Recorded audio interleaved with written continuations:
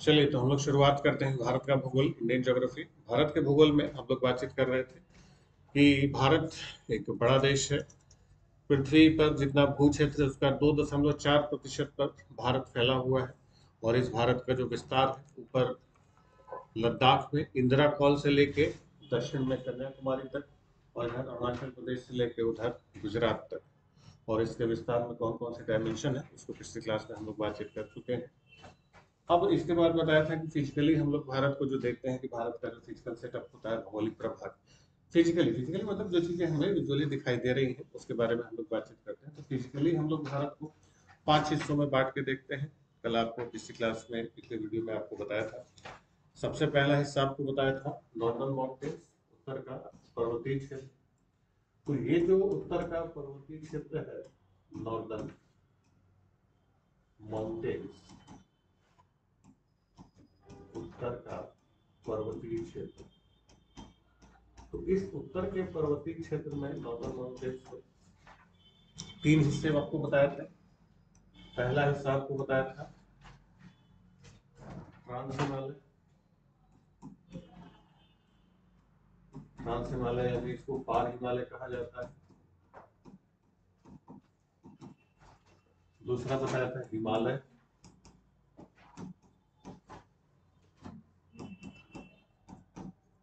और तीसरा हिस्सा आपको बताया था पूर्वांचल।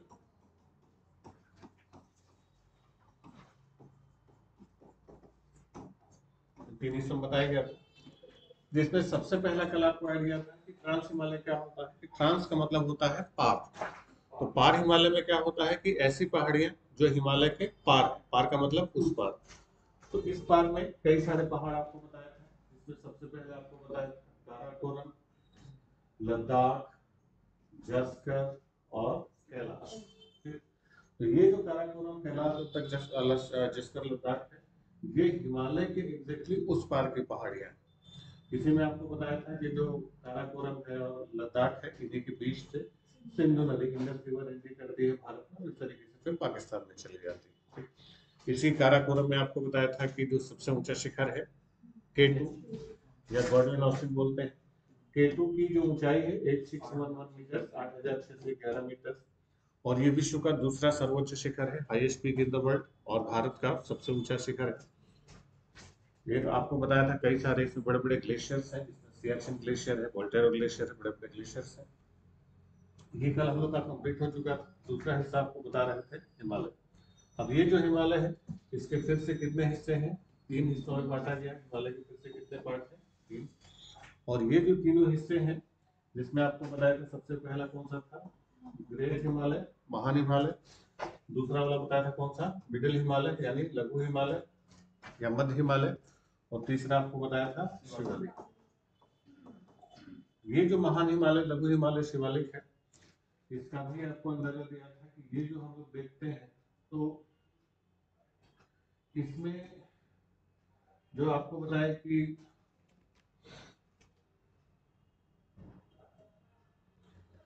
जो देखते हैं कि ये तीनों पहले एक दूसरे के पैरेलल इस तरीके से चलते हैं। ठीक है, तीनों एक दूसरे के पैरेलल चलते हैं। फिर यहाँ अरुणाचल प्रदेश के बाद नामचा बरवा आता है। नामचा बरवा में ये तीनों आपस में मिल जाते हैं। फिर से घूमते हुए पूर्वांचल, पूर्वांचल होते हुए अराकान होते हुए इस तरीके से अंडमान निकोबार में भी हमें दिखाई पड़ते हैं। ठीक, तो इसमें ये जो तीनों हम देखते हैं, इन्हीं तीनों को हम लोग क्या बोलते हैं? हिमालय। ठीक, इधर वाला जो हिस्सा ऊपर से नीचे जा रहा है, इसी को बोलते हैं पूर्वांचल कहा जाता है। और ट्रांस हिमालय आपको बताया कि हिमालय के उस पार। बिल्कुल क्लियर है, इसमें तो कोई डाउट नहीं। तो ये हो चुका है। अभी ये और ये हम लोग का बचा है, तो इसी को हिमालय देखते हैं। अब ये जो हमारा हिमालय है, इस हिमालय के 3 हिस्से आपको बताया कि trans Himalaya, sorry, great Himalaya, महान हिमालय, लघु हिमालय और शिवालिक। अब इसको जो हम देखते हैं तो एकदम सीधी लाइन आपको खींच के बताया कि बिल्कुल सीधे सीधे लाइनें हैं। उससे हिमालय की पिक्चर बहुत ज्यादा क्लियर नहीं होती। एक और पिक्चर बनाएंगे तब आपको हिमालय की इमेज ज्यादा क्लियर होगी। देखिए, इस तरीके से हम बनाते हैं। एक जैसे मान लें कि हमने हिमालय का एक सेक्शन काटा और वो इस तरीके से बना। ये तीनों हिमालय की जो श्रृंखलाएं आपको बताए, वो तीनों इस तरीके से। ठीक, अब इसमें जो सबसे ऊंचा वाला आपको दिखाई दे रहा है, ये वाला कौन सा है? ग्रेट हिमालय यानी कौन सा है, महान हिमालय। जो बीच वाला है वो मिडिल हिमालय है यानी लघु हिमालय। और जो तीसरा वाला है वो कौन सा है, शिवालिक। ठीक। तो सबसे ऊंचा महान, उसके बाद लघु और छोटा वाला शिवालिक। अब देखिए महान हिमालय की विशेषता क्या है कि जैसे शिवालिक और इसका रेंज आप देख रहे हैं नीचे है, महान हिमालय इधर से थोड़ा सा ऊपर है, यानी ये सरफेस इसका इधर से क्या है, ऊंचा है। और उधर की तरफ आप देखेंगे कि इसकी ढलान काफी इजी है, इजी स्लोप है, हल्की ढलान है। और भारत की तरफ ग्रेट हिमालय की जो स्लोप है बहुत खड़ी स्लोप, सीधी, बिल्कुल कहाँ जा रहा है, सीधा जा रहा है। तो इसीलिए आप देखेंगे जनरली जो माउंट एवरेस्ट वगैरह पे चढ़ाई करने जाते हैं तो लोग भारत की तरफ से नहीं चढ़ते, नेपाल जाते हैं और उस पीछे उस तरफ से चढ़ते हैं, क्योंकि उस तरफ पहले क्या होता है कि ऊंचाई पहले से ही एक्स्ट्रा मिल जाती है और दूसरा उधर का स्लोप भी बहुत आसान होता है, तो चढ़ना आसान होता है। जैसे कि ऋतिक रोशन की पिक्चर आई थी लक्ष्य मूवी, आप देखे होंगे, तो लक्ष्य में आप देखिए बिल्कुल सीधी ऐसे इनको दिखाई देता है कि इनको चढ़ना, क्योंकि इधर से सीधा चढ़ना होता है। तो इसीलिए माउंट एवरेस्ट में भारत की तरफ से नहीं चढ़ते, उधर चले जाते हैं, नेपाल की तरफ से चढ़ते हैं। चढ़ाई भी आसान होती है और प्लस एक्स्ट्रा ऊंचाई यहाँ पर मिल जाती है। ठीक। अब ये जो हिमालय है, आपको बताया कि हिमालय, आपको जो प्लेट टेक्टोनिक्स बता रहे थे तो बताया था कि हिमालय फोल्डन माउंटेन है, वलित पर्वत है। वलन की क्रिया से हिमालय क्या हुआ है, ऊपर उठा है। तो इधर से यूरेशियाई प्लेट और इधर से इंडो ऑस्ट्रेलियन प्लेट, ये दोनों टकराए, तो यही बीच का अवसाद उठा और अवसाद उठ के क्या बन गया, हिमालय बन गया। तो इस उठने के क्रम में नीचे वाले हिस्सों में कई सारी दरारें रह गई, उठा है तो नीचे मुड़ा हुआ।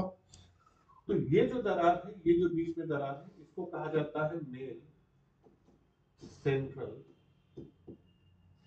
थ्रस्ट। तो मेन सेंट्रल थ्रस्ट किसके किसके बीच है, महान हिमालय और लघु हिमालय के बीच। इसके इसके बीच है मेन बाउंड्री फॉल्ट। तो मेन बाउंड्री फॉल्ट किसके किसके बीच है, लघु हिमालय और शिवालिक। और इसके इसके बीच है ग्रेट बाउंड्री फॉल्ट,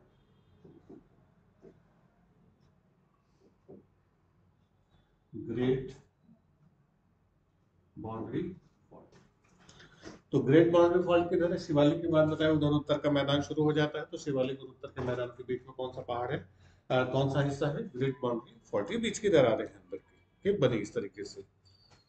अब क्या हम देखते हैं कि जैसे आपको बताया कि हिमालय इस तरीके से उठा, फिर उठते चला गया, इसको आप बनाते चलिएगा साथ ही साथ, ठीक है, इसको आप बना लीजिए। तो जब हिमालय उठा और उठते हुए चला गया, तो इस उठने के क्रम में क्या हुआ कि ये जो हम देख रहे हैं कि आपको सीरीज बताया, कि सीरीज बताया कि हिमालय बिल्कुल सीधे सीधे ऐसे चला हुआ, ठीक है, ये महान हिमालय, ये लघु हिमालय, ये शिवालिक, फिर तीनों मिलकर ऐसे चले जाते हैं। तो ये तो छोटी सी फोटो बनाया कि आपको लग रहा है तीनों एक दूसरे के पैरेलल चलते हैं, इतना भी पैरेलल नहीं चलते। कि कहीं कहीं पर क्या होता है कि इनके बीच की दूरी बहुत ज्यादा होती है और कहीं कहीं पर उनके बीच की दूरी बहुत कम होती है। जैसे मान लीजिए ये बिल्कुल सीधा ना जाके इस तरीके से हो सकते हैं, इस तरीके से हो सकते हैं। तो जहां इनके बीच दूरी थोड़ी सी ज्यादा हुई, गैप ज्यादा हुआ, और कहीं पर दूरी क्या होगा, बहुत, तो जहां पर गैप थोड़ा सा ज्यादा मिल गया, जगह ज्यादा बनी, तो वहीं पर बनती है बड़ी बड़ी घाटियां, वैलीज। आपने सुना होगा, वैली सुना है, आपने सुना होगा कश्मीर घाटी, काठमांडू घाटी, देहरादून, हरिद्वार, ये सब क्या है, वैलीज, घाटियां। तो अलग अलग क्षेत्रों में बनते हैं, कहीं पर कश्मीर घाटी है, तो कहीं पर काठमांडू घाटी है, तो कहीं हरिद्वार है, तो कहीं देहरादून है। तो ये सब अलग अलग पहाड़ों के बीच क्या बन जाती हैं, वैलीज बन जाती हैं, घाटियां बन जाती हैं। अब देखिए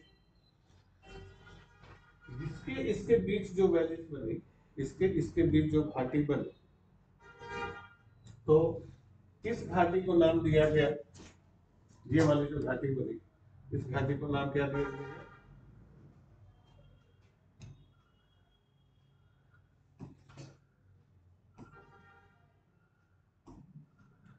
अब ये जो घाटी बनी, इस घाटी को नाम क्या दिया गया, कश्मीर घाटी, कश्मीर वैली।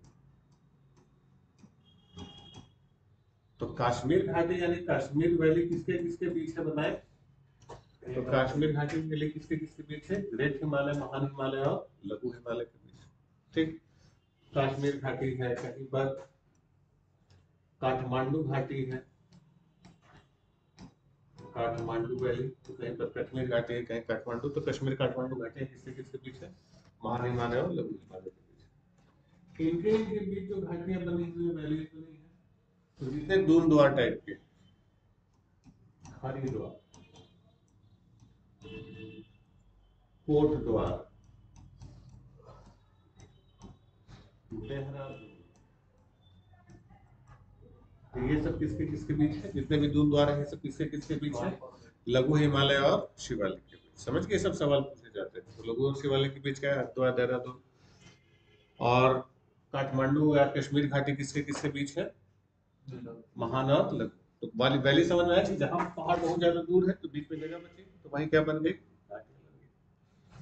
इसके अलावा पहाड़ों से निकलने के लिए बहुत सकरे कुछ रास्ते भी बने। तो जो सकरे वाले रास्ते बने उनको कहा गया पासेस, दर्रे। उन दर्रों के माध्यम से मार्ग बन जाते हैं। भाई सड़क पहाड़ को पार करना है तो पहाड़ के ऊपर चढ़ के तो पार करना बुद्धिमानी होगी नहीं, अगल बगल के रास्तों से सीधे चढ़ना मुश्किल होता है, तो पहाड़ से निकल जाना आसान होता है। तो वो दर्रे क्या होते हैं कि पहाड़ों को पार करने के बहुत आसान रास्ते बन जाते हैं, बहुत इजी वेज बन जाते हैं, उन आसानी से उन पहाड़ों को पार करना बहुत आसान हो जाता है। ठीक है, ये वाला हो गया सबका। तो आप इसमें लिख सकते हैं कि महान और लघु हिमालय किसके किसके बीच में है? काठमांडू और काठमांडू और कश्मीर वैली किसके किसके बीच है? महान और लघु के बीच में। देहरादून, हरिद्वार, कोटद्वार जैसी घाटियां किसके किसके बीच में है? शिवालिक और लघु हिमालय के बीच में। और बताया था कि मेन सेंट्रल थ्रस्ट ये किसके किसके बीच में है? महान हिमालय और लघु हिमालय के बीच। मेन बाउंड्री फॉल्ट किसके किसमें बीच में है? लघु हिमालय और शिवालिक के बीच। और ग्रेट बाउंड्री फॉल्ट किसके किसके बीच है? शिवालिक और उत्तर के मैदान के बीच। इसको कहीं कहीं पर कुछ किताबों में बिल्कुल शॉर्ट फॉर्म में दे दिया गया है, जैसे मेन सेंट्रल थ्रस्ट को लिख देगा MCT, मेन बाउंड्री फॉल्ट को लिख देगा MBF, ग्रेट बाउंड्री फॉल्ट को लिख देगा GBF। क्लियर हो गया? तो ये जो बेसिक फंडे आपको दिखाई दे रहे हैं, तो इसको जब आप देखेंगे इस फिगर से हिमालय की तस्वीर और ज्यादा क्लियर होगी आपको। समझ में गया? अब इन तीनों को और क्लियर करने के लिए इन तीनों के बारे में कुछ बेसिक इंफॉर्मेशन आपको बताते हैं अलग अलग। अब इसमें सबसे पहले आप हेडिंग डाल लीजिए ग्रेट हिमालय। सबसे पहले क्या हेडिंग डालेंगे? ग्रेट हिमालय, यानी ग्रेट हिमालय को क्या कहा जाता है? महान हिमालय। इस महान हिमालय को कहीं कहीं किताबों में हिमाद्री भी लिखा हुआ है, महान हिमालय या हिमाद्री। तो ये जो महान हिमालय या हिमाद्री है, इसकी ऊंचाई लगभग औसत लिख लीजिए 6000 मीटर। एवरेज हाइट कितनी है? 6000 मीटर्स। औसत ऊंचाई कितनी है? 6000 मीटर। औसत चौड़ाई लगभग 120 से 180 किलोमीटर तक है। विड्थ लिख लीजिए, चौड़ाई 120 टू 180 किलोमीटर।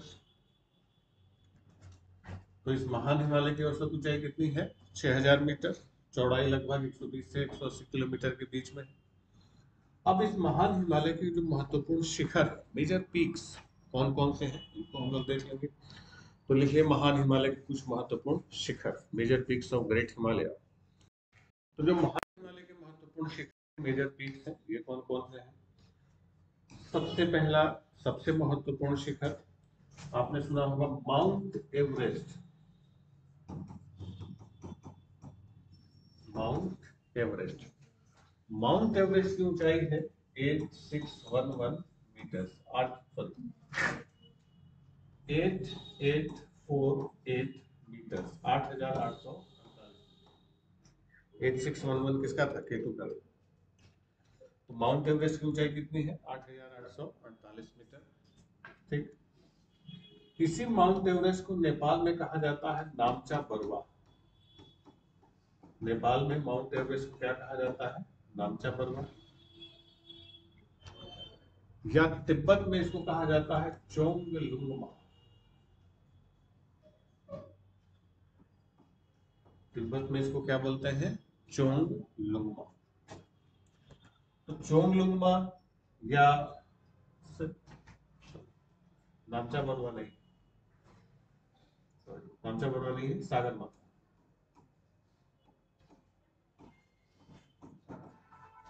सागर माथा नेपाल में इसको क्या कहते हैं?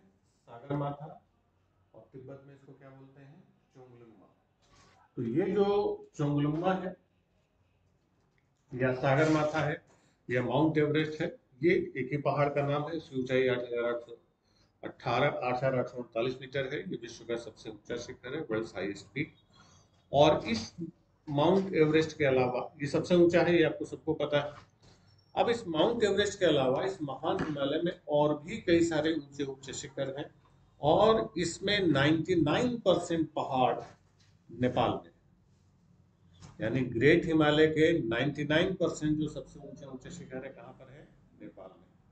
आप नेपाल का मैप अगर आप खोलेंगे तो नेपाल के मैप में आपको बिल्कुल साफ साफ, बिल्कुल क्लियर कट आपको दिखाई दे जाएगा।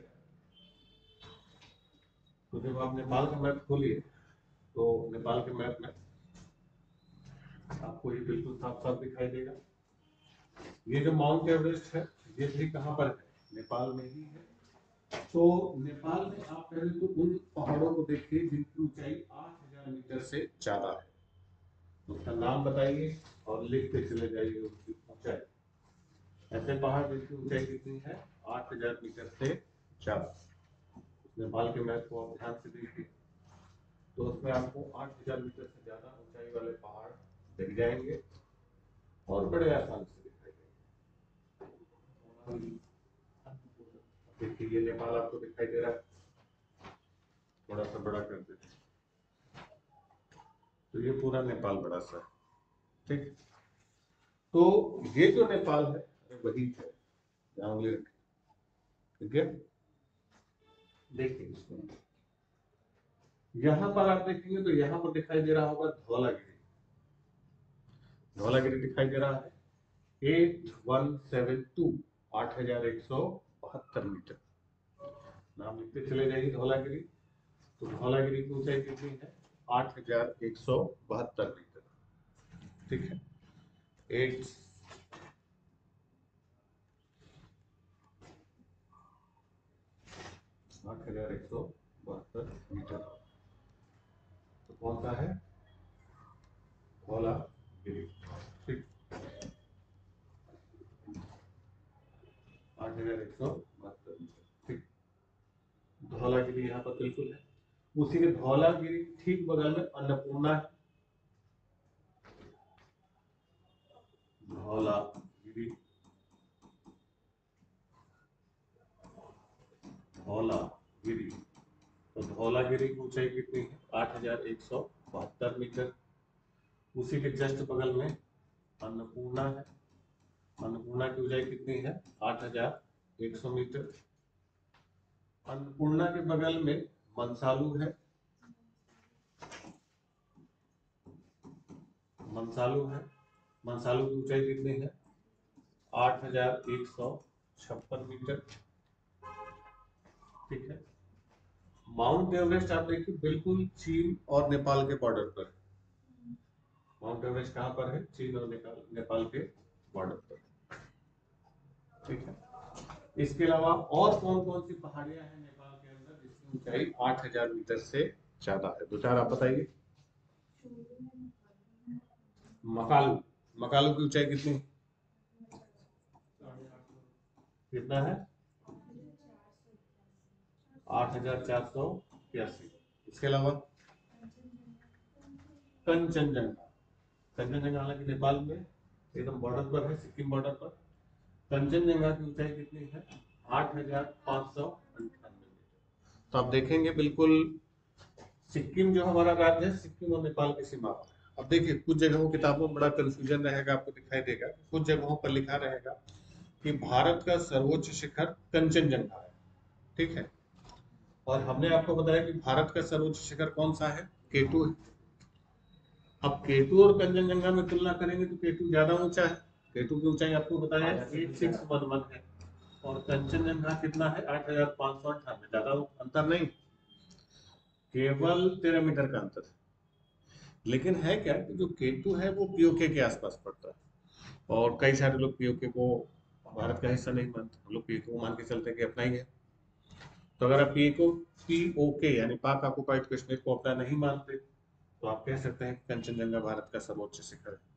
और आप पीओके को अपना ही मानते हैं, तो आप कह सकते हैं कि भारत का सर्वोच्च शिखर कौन सा है, केटू है या गॉडविन ऑस्टिन है। ठीक है, चलिए, तो ये सब किसमें किसमें पढ़ते हैं, महान हिमालय में पढ़ते हैं। और ये जितने भी आपको पहाड़ बताए सबकी ऊंचाई 8,000 मीटर से ज्यादा। कुछ और भी हैं, ये तो केवल नेपाल के आसपास आपको बता रहे थे, कई सारे और पहाड़ हैं जो महान हिमालय में पढ़ते हैं, नेपाल में नहीं पढ़ते, कुछ और देख लेते हैं। जैसे हाँ, कंचनजंगा लिख सकते हैं, महान हिमालय में पढ़ता है। जैसे नंदा देवी, नंदा देवी आप देखेंगे उत्तराखंड में है। नंदा देवी की ऊंचाई है 7,817, 7,817 मीटर। तो 7,817 मीटर कौन सा है, नंदा देवी। नंदा देवी किस राज्य में है, नंदा देवी लिख लीजिए उत्तराखंड, नंदा देवी उत्तराखंड। ठीक, इसके अलावा आप लिखिए कामेत, कामेत, कामेत पर्वत, कामेत की ऊंचाई है 7,756। तो कामेत भी हमारा किस राज्य में है, उत्तराखंड में है। ठीक है, कामेत भी कहां पर है, उत्तराखंड। ठीक, चलिए, इसके अलावा कुछ और है।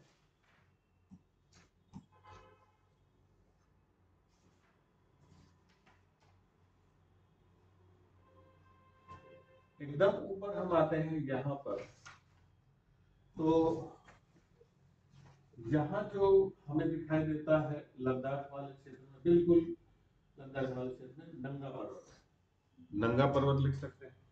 तो जो नंगा पर्वत है, नंगा पर्वत की ऊंचाई है 8,126 मीटर, 8,126 मीटर। तो 8,126 मीटर ऊंचाई वाला कौन सा है, नंगा पर्वत। और नंगा पर्वत कहाँ पर है, बिल्कुल बिल्कुल कहाँ की सीमा पर है, लद्दाख में है बिल्कुल, जो बिल्कुल पीओके वाला जो हिस्सा है आप देख रहे हैं, हालांकि है भारत की सीमा पर, लेकिन बिल्कुल वही पीओके वाले बॉर्डर पर रहा है। ठीक है, ये बड़े वाले मैप में दिखाई देगा, अगला पन्ना पलटो। ठीक है, तो उसमें दिखाई देगा कौन सा, नंगा पर्वत। तो ये नंगा पर्वत बिल्कुल यहाँ पर है, ये भी कितना ऊंचा है, 8,126 मीटर, लद्दाख की श्रेणी में पड़ता है। क्लियर हुआ। तो ये सब समझ लीजिए कि महान हिमालय के जो सबसे ऊंचे ऊंचे शिखर है। तो महान हिमालय के कौन कौन से ऊंचे शिखर आपने देखे, नंगा पर्वत आपको बताया, नंदा देवी बताया, कामेट उत्तराखंड। अब देखिए फिर से राज्य के नाम देखिए, नंगा पर्वत कहाँ पर है, लद्दाख। फिर उसके बाद कौन सा बताया आपको, कामेत। तो कामेत कहाँ पर है, उत्तराखंड में। नंदा देवी, नंदा देवी भी कहाँ पर है, उत्तराखंड में है। ठीक है, फिर इसके बाद नेपाल वाले आ जाते हैं सारे फटाफट। ठीक है, तो अन्नपूर्णा है, तो धौलागिरी है, तो मंसालू है, तो माउंट एवरेस्ट है, तो कंचनजंगा है। ठीक, इधर थोड़ा सा हम आए अरुणाचल प्रदेश में। तो अरुणाचल प्रदेश में जो एक ऊंचा सा पहाड़ है हमारा, बिल्कुल यहाँ पर पड़ता है नामचा पर्वत। कौन सा पहाड़ पड़ता है, नामचा पर्वत।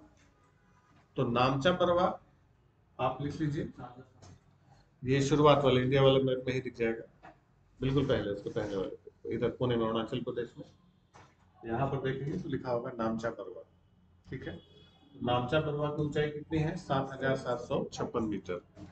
तो ये जो 7,756 मीटर वाला नामचा पर्वत है, ये किस हिमालय का हिस्सा है, ग्रेट हिमालय का हिस्सा है, महान हिमालय का हिस्सा है। और ये किस राज्य में पड़ता है, अरुणाचल प्रदेश में पड़ता है। ध्यान रखिएगा राज्य का नाम, इसमें आप ध्यान रखिएगा, कई बार राज्य के नाम भी दे दिए जाते हैं सवालों में। ठीक है, तो इसको आपको ध्यान से देखना होगा। क्लियर हो गया, चलिए। अब ये सारी चीजें जितने भी हमने देखी, ये सब किसके हैं, ये ग्रेट हिमालय के हिस्से हैं। और ग्रेट हिमालय में आप ज्यादातर देखिए आपको व्हाइट कलर दिखाई दे रहा है, यानी इन सारी जगहों पर क्या है, बर्फ जमी हुई है। इतने ऊंचे हैं, 7,000 8,000 मीटर। अब ये दुनिया के सबसे ऊंचे ऊंचे पहाड़ यही सारे हो सकते हैं। जैसे जितने भी महाद्वीप आपको पता है, कॉन्टिनेंट जब वर्ल्ड ज्योग्राफी आपको पढ़ा रहे थे तो उसमें बताया था कि सभी महाद्वीपों के जो सर्वोच्च शिखर हमने देखे थे, तो उसमें ऑन एवरेज 5,000 5,500 मीटर का है। यूरोप का हो चाहे ऑस्ट्रेलिया का तो और भी कम है, अंटार्कटिका का भी है। सबसे ऊंचा पहाड़ एशिया के बाहर अगर कोई है तो वह है माउंट एकांकागुआ, साउथ अमेरिका में है। माउंट एकांकागुआ की ऊंचाई 6,969 मीटर। वो पूरी दुनिया में समझ लीजिए कि एशिया यानी भारत नेपाल छोड़ के 6,900 पूरी दुनिया में। और यहाँ पर 9 ऐसे शिखर है जिसकी ऊंचाई 8,000 मीटर से ज्यादा है। यानी 7,000 मीटर तक भी दुनिया में कहीं और पहाड़ नहीं भारत में नेपाल, यानी पूरे समझ लीजिए कि 1,000 मीटर का अंतर आ जा रहा है। समझ गए? अब देखिए, और जितने भी हमने देखा है सब आपको व्हाइट कलर से दिखाई दे रहा है, सबका सब ऊंची सबसे ज्यादा है। बिल्कुल बर्फ से जमी रहती है, ठंडी जगह है। क्लियर? चलिए, तो यही तो हमारा कौन सा हिमालय है, यही हम लोग देख रहे थे। किसको? ग्रेट हिमालय को महान हिमालय। क्लियर हो? इसके बाद दूसरे नंबर पर आता है हमारा कौन सा? मध्य हिमालय या मिडिल हिमालय, इसे कहा जाता है लघु हिमालय। कौन सा हिमालय बोलते हैं? लघु हिमालय या मध्य हिमालय, लेसर हिमालय या मिडिल हिमालय।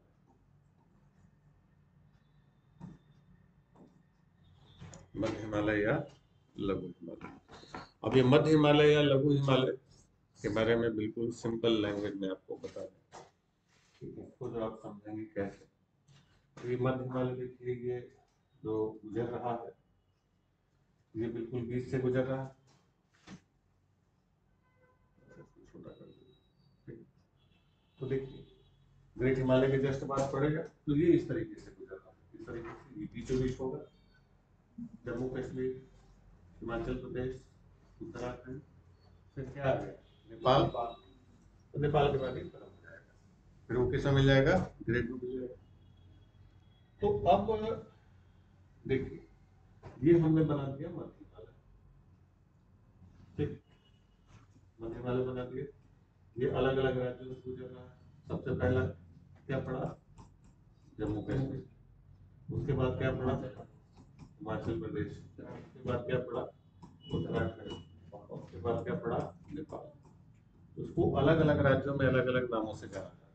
देखिए, इसी को जम्मू कश्मीर में कहा जाता है पीर पंजाल। क्या बोलते हैं? पीर पंजाल। हिमाचल प्रदेश में इसको बोलते हैं धौलाधार। धौलाधार। उत्तराखंड में इसको बोलते हैं नाग टिब्बा। क्या बोलते हैं? नाग टिब्बा। और नेपाल में इसको बोलते हैं महाभारत। महाभारत। किसको? मिड हिमालय या लेसर हिमालय। समझ गए? यानी हिंदी में कहेंगे मध्य हिमालय या लघु हिमालय। तो मध्य हिमालय या लघु हिमालय के अलग अलग जगहों पर अलग अलग नाम है। फिर से बताएंगे। जम्मू कश्मीर में इसको क्या बोलते हैं? पीर पंजाल। हिमाचल प्रदेश में धौलाधार। उत्तराखंड में नाग टिब्बा। और नेपाल में महाभारत। अब इसके भी कई सारे महत्वपूर्ण शिखर हैं। इसके शिखर आप सबको पता है, बस आपको एक लाइन का ध्यान से सुन लीजिए कि उत्तर भारत में जितने भी हिल स्टेशन हैं जहां पर लोग घूमने फिरने जाते हैं, जितने भी हिल स्टेशन हैं जहां पर लोग घूमने फिरने टूरिस्ट जाते हैं, आप लोग जाते हैं, वो सारे के सारे मध्य हिमालय पड़ते हैं। नैनीताल, कुल्लू, मनाली, शिमला, रानीखेत, दार्जिलिंग, मसूरी, ये सब किसमें पड़ते हैं? सब मध्य हिमालय के हिस्से। तो मध्य हिमालय की पहाड़ियों को याद करने की जरूरत नहीं, ऑटोमेटिक आपको पता है वो सारे सारे किसमें पड़ते हैं?